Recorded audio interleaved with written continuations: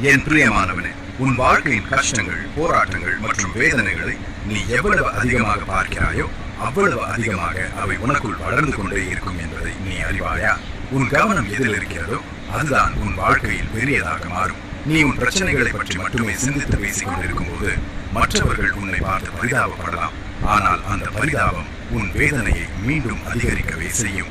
வேதனை வளர வளர என்னிடம் உனக்குள்ள விசுவாசம் குறைய தொடங்கும். அங்குதான் உன் கவனம் என்பது மிகவும் முக்கியமானதாக மாறுகிறது.